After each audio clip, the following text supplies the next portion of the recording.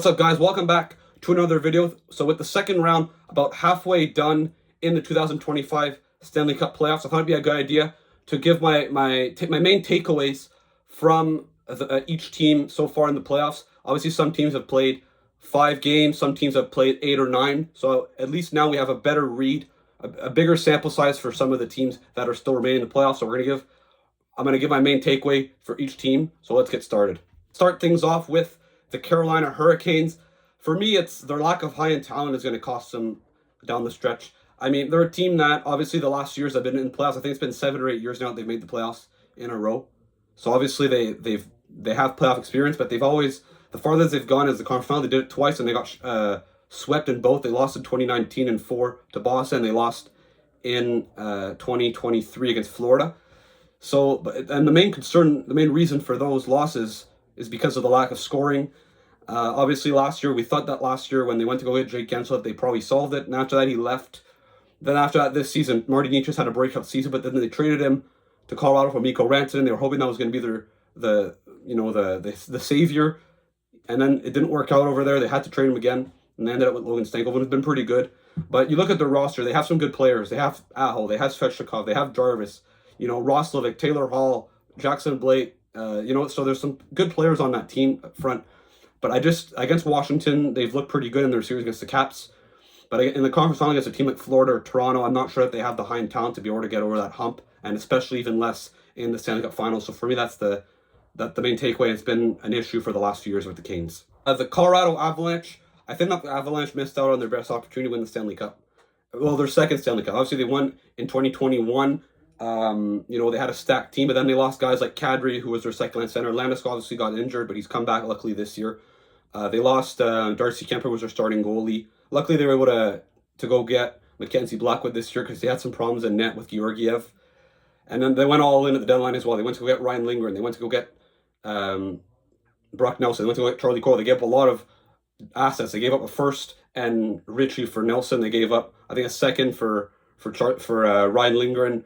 They gave up, more assets they gave Middlestat a second. I think William Zellers to Boston for Coyle. So they give up a lot, and most likely Nelson's going to walk. They're going to have the same number 2 center issue.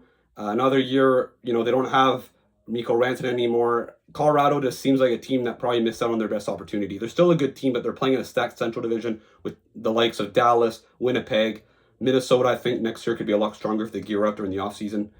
And Utah is also another up-and-coming team, so it's gonna be really tough for Colorado to win another Stanley Cup. And not to mention the Pacific, you have Edmonton, you have Vegas, and even in the Eastern Conference, you have some really strong teams. I think Colorado probably missed out on their best opportunity.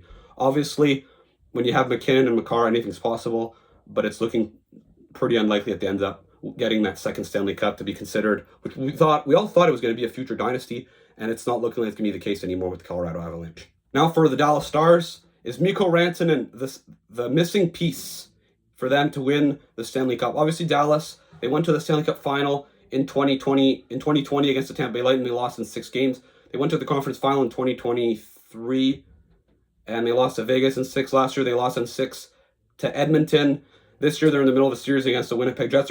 By the time that this video is uploaded, it'll be in the middle of the Dallas-Winnipeg game, so we'll see what happens in that game. But, Dallas has been a good team for the last few years. They've been very deep, but they haven't really had that elite superstar player to carry their offense. Well, Mikko Rantanen, he didn't have a very good start with the Dallas Stars towards the end of the regular season. He didn't have a great start in the playoffs either, but in games 6 and 7, he was a monster, and he got a hat-trick in game 1 against the Jets. He looks like he's back to being Mikko Rantanen that we knew and loved in Colorado. I think that if that's a Mikko Rantanen you're going to get, at $12 million, that's a great contract, and I think that could give them that high-end talent to be able to compete with the lights of teams, obviously like Colorado, like Edmonton, and so forth. So I think that the Dallas Stars, that might have been the missing piece for them to become a true Stanley Cup contender, even though they've been a contender over the last few years. Next up, the Edmonton Oilers. Are McDavid and Draisaitl going to carry this team one day to the Stanley Cup? It's looking like it's going to be the case. I don't know if it'll be this year, okay, because they do have some issues, especially on their defense core, especially without Matthias Ekholm. The goaltending's a question mark now that Calvin Pickard, who was hot, is injured right now. Stuart Skinner is in net. So it's looking to be tough, but their forward group is not that bad. Like they're depth beyond their stars. I like the way that their lines are constructed. But McDavid and Draisaitl are on another level. They're basically a cheat code that no other team has, and they can single handedly win you games, win you series, and get you far in the playoffs. And it's looking like it's going to be once again the case. We'll see what happens against Vegas in their series, but they're currently leading 2-1. But yeah, I think that last year they were 1 goal away, well, 2 goals away technically because they lost 2-1 in Game 7 to winning the Stanley Cup. It seems like a team that's probably going to get it done one day, and it'll be because of McDavid and Draisaitl, that's for sure. They're phenomenal players, probably the 2 best players in the National Hockey League at the moment, and I would say McKinnon's probably in that category as well. The Florida Panthers are defending Stanley Cup champions in 2024. I still think that the Panthers are still the team to beat in the Eastern Conference. I know currently they're down 2-1 in their series against the Toronto Maple Leafs in the second round, but the way that they knocked off the Tampa Bay Lightning, I still think Florida is going to get back in this series against the Leafs. I predicted them to win in 6. I don't know if it'll be in 6, but I still believe they're going to win their series. It depends on how tonight's game goes. But I think, this team is so deep up front on defense. Bobrovsky's still one of the better goalies in the league, even though he hasn't been that great in this series against the Leafs. Until they lose, the way that they're built, the physicality, the size, the structure, I think this is a team that's, until there's another, I don't think there's any other team in the Eastern Conference that's at this level at the moment. I still can't bet against that team to go to the Stanley Cup final. I still think that they are going to end up there. They're just that type of team. They're heads above everyone else in the Eastern Conference. Of the LA Kings, they're never going to beat the Edmonton Oilers ever again. I mean, it's been 4 years in a row. Okay, 4 years in a row. In 2022, they lost in 7. 2023, they lost in 6. 2024 in 5. This year in 6. This year might have been the worst. They had a 2-0 series lead. They had home ice advantage. The Oilers and now Matthias Ekholm. They had they had the better goaltending. And it fell apart. They had a 2-0 lead that fell apart in Game 3 when Calvin Pickard came in net for the Oilers. And that's the issue, too. Calvin Pickard was the guy that they lost to. It's just, and Darcy Kemper was a Vezina finalist as well. They had a lot more depth than the Oilers. They were a lot better defensively, and it completely fell apart. I don't know when this team, I think they are a good team, but they need to avoid the Oilers, man. I feel like they are capable, of winning a round or two and going on a Western Conference final one day, but man, if the Oilers are in their path, they're never getting past them. I think that's pretty clear at this point after seeing their series against the Edmonton Oilers, that's for sure. The Minnesota Wild are a good team, but they don't have the depth to compete with the top contenders, not only in the Western Conference, but in the NHL completely. I think that the Wild, they have Kaprizov, they have Boldy. They're a top-heavy team, but they don't have, down the middle, they don't really have an elite 1-2 punch down the middle. Rossi and Eric Senek are good players, but they're not your typical, they don't have a prototypical number 1 center on a Stanley Cup winning team. They have, obviously, they're going to have a lot of cap space this summer after the Suter and Parise buyouts. Hopefully they can spend it on and go get an impact player because they do have some potential. In net, we'll see what happens, who they're going to replace Fleury with. Their defense core is pretty solid. They're going to have Z Bouillon that's going to be there full-time next year. I think that the Wild are a good team, but they're not at that level yet. But they can get there with the right moves next summer. Well, this summer, I'm convinced. The Montreal Canadiens, my favorite team. I think that the Canadiens' young core, they're young players. Suzuki, Caulfield, Slavkovsky, Hudson. I think that they've proven that they can be, that they're legit playoff performers. Obviously, they're not very experienced, and they had a hard time in general offensively in the first round against Washington. But the way they battled, especially Hudson and Caulfield were especially the two most impressive guys in that series. The future is very bright for this team. They're going to have a lot of many, many good years ahead of them. It would have been easy to say, they're not big enough. They lack size, but it's no, they're not built yet. Their rebuild isn't done. They still have work to do to improve their team, but their core members, their young core players that they're building around are good ones. They just have to get some more size around them, more experience, more talent around them, and they're going to be a legit contender. Hopefully Kent Hughes this summer can swing a big move in order to get them to the next level as soon as next season. Now, the New Jersey Devils, kind of an opposite of Montreal Canadiens. Now, obviously, Jack Hughes was injured in the playoffs. But the way he looked in the Four Nations, where he didn't do anything, he was pretty invisible. Their core doesn't seem like it's at the level to be a contender. Obviously, they can still make the right moves. They're gonna have to make some big moves this summer if they want to get to the next level. There's no doubt to be contenders. Their forward group isn't very good, aside from like 3 or 4 guys. Heischer, Bratt, Hughes. It's missing a lot of oomph. Their defense core is pretty good. Their goaltending is 2 guys that are getting older. So it's they I feel like they're the type of team that projects at this point. Even though like 2 years ago I thought they were guaranteed contenders for the next decade. Right now they look like a team that's going to be a good high level playoff team, but probably not a contender unless, like I said, they make some big moves to really add some size, some more skill, especially to their forward group, which I find is very underwhelming aside from like 3 or 4 guys like I mentioned earlier. The Ottawa Senators, a bit like New Jersey, another team that I feel is going to be a high-level playoff team for many years, but may not have it all what it takes to be able to get to the next level to win the Stanley Cup. But I'm more encouraged by the way the Senators fought. Obviously, like I said, New Jersey didn't have Jack Hughes. They were very banged up. Luke Hughes missed some time as well in that series, and other guys. Ottawa, they put up a very good fight, however, to the Toronto Maple Leafs.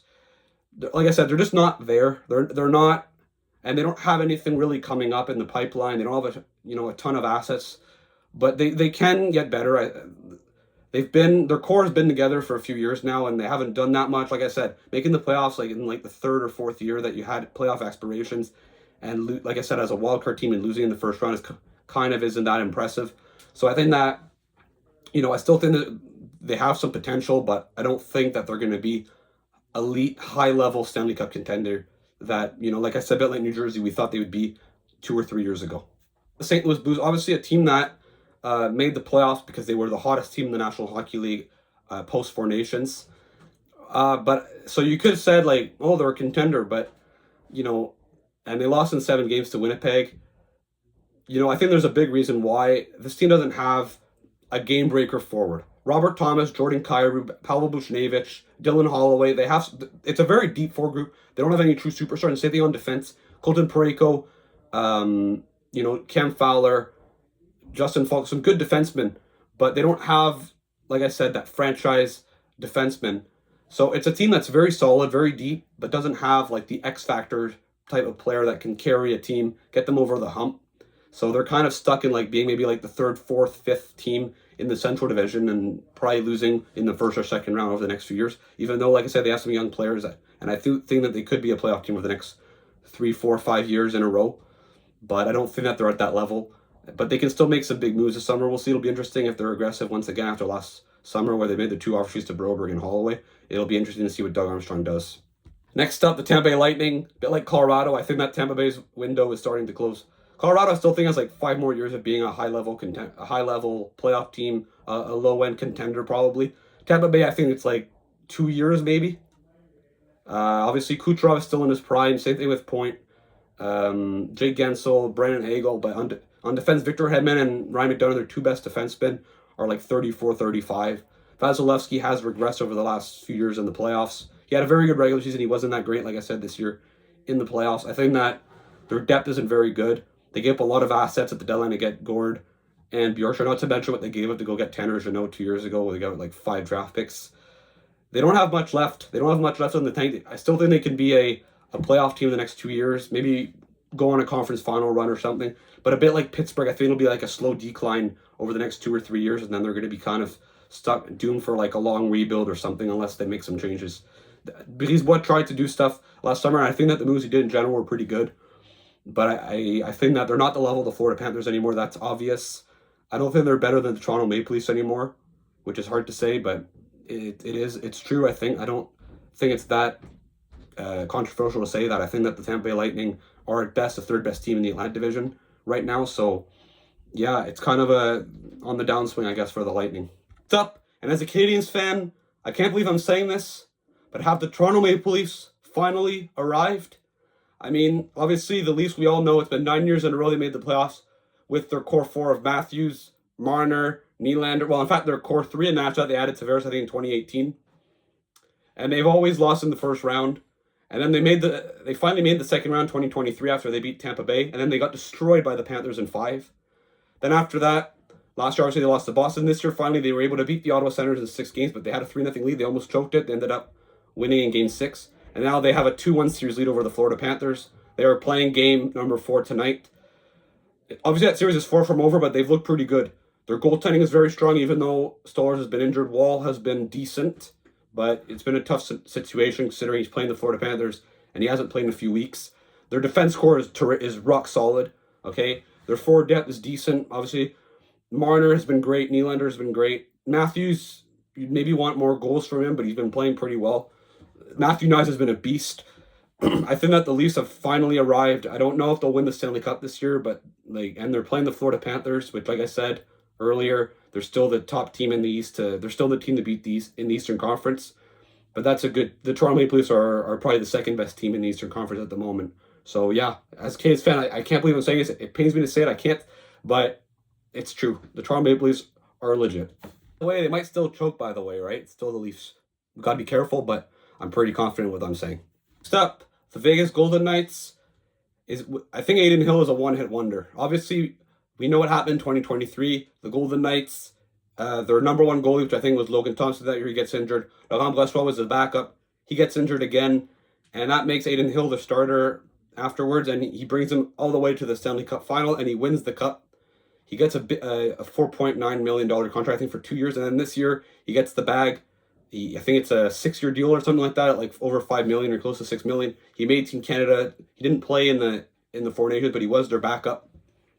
So, obviously he has a good reputation. But, in these playoffs he's shown he's a pretty average goalie in reality. He's still a solid goalie, but, he's not like this true elite starter or anything close to that. He's just a decent, tandem goalie, 50-50 start guy. And, we're seeing that, he probably, a bit like Binnington, he's not that good. He's still a solid goalie, but like Binnington's a good goalie too, but he's not an elite starting goalie. I think that's pretty evident at this point. Next up, the Washington Capitals, the team that eliminated my Montreal Canadiens in 5 games. I do think that the Caps, they overachieved this year. I don't think they're as good as their record shows. They are a good team. Don't get me wrong. They are a good team, but I don't think Ovechkin's getting older. I wouldn't expect, especially with like the excitement this year about beating Ovechkin's record, and that was even though they wanted to win games, that was the main event of the season, unless they win the Cup this year for the Washington Capitals. I don't find their team that spectacular. It's not for nothing that going into the season we're expecting them to be like a wild cardish team, not like an in and out. Well, a team that would maybe make the playoffs, lose in the first round or miss it by a few points, and then they obviously finished first place in the Eastern Conference. I don't think they're that good. So I do expect them to probably go back down a little bit next year. I don't think that they'll miss the playoffs necessarily, but I don't think that they're that team that we're saying is like an elite contender, or at least that their record says they are the top team in the Eastern Conference, and they're having a pretty hard time against Carolina Hurricanes, by the way, which is starting to prove my point finally. And they had a hard time even against the Montreal Canadiens, where through stretches, through parts of games, the Canes were the better team. So I don't think that they are an elite Stanley Cup contending team. Finally, for the President's Trophy winning Winnipeg Jets, I'm sorry, but Connor Hellebuyck is proving that he's not a playoff performer. Luckily for him, the playoffs are not over. Obviously, he got a shutout in his most recent game. I'm not going to say one game saves his run because, like I said, it was only in the game 2. That tied the series 1-1. It's not like it was in a game 7, and he stood on his head in a game 7. He had a really tough series against them, especially in the 3 games in St. Louis where he got pulled in each of them. There's still time for Hellebuyck to prove me wrong. I still think he's the best goalie, at least in the regular season in the NHL. So you'd think he'd be able to be a good playoff performer, but I don't know. I find he's a goalie that plays too deep in his net, and when there's traffic, he has a really hard time. Obviously, it's, I think, mental as well, where he's had such a hard time in the playoffs that it catches up to him, and he always comes back in the back of his mind that I struggle in the playoffs, or that he struggles in the playoffs, not me. So I think that there's still time for him to prove, but he hasn't proven enough to say that definitely he can perform in the playoffs. And that's why I'm very confident that's why I think that they're going to lose against the Dallas Stars in the second round of these playoffs. Thank you very much for watching. Don't forget to like and subscribe. Let me know in the comments, what did you think of my takes for each team in the playoffs this year? Do you agree or disagree with them? Do you have another take that you want to mention for each team? Let me know, and we'll see you again next time.